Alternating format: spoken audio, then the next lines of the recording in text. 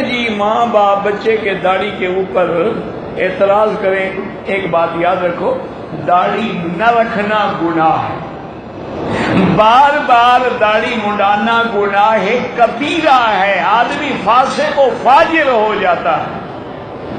فاسق کا معنی حد سے نکلنے والا، اور فاجر یعنی اپنے اس گناہ کو ساری دنیا کے سامنے کلین شیو رہ کے بڑا فخر کرتا ہے، لیکن گناہگار ہوتا ہے، کافر نہیں ہوتا۔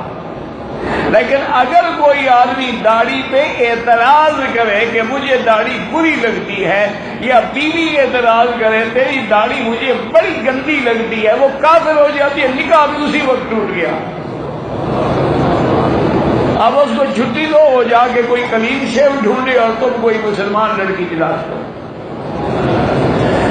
اعتراض اور سنت محمد مصطفیٰ پر داڑھی تو بڑی چیز ہے۔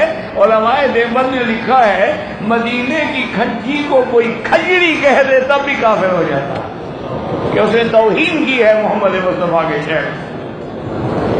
داڑھی کو تم نے کو مذاق سمجھا ہوا ہے،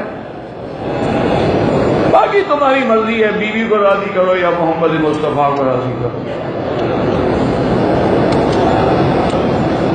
بات بڑی خطرے کی ہے۔ حضور کے سامنے ایک آدمی آیا، اس کی داڑھی منڈی ہوئی تھی، مونچھیں بڑی بڑی تھی، حضور نے منہ پھیر دیا۔ تو اس لیے علماء فرماتے ہیں کہ شاید شفاعت کے وقت بھی حضور منہ نہ پھیر لیں، پھر ہم کہاں جائیں گے؟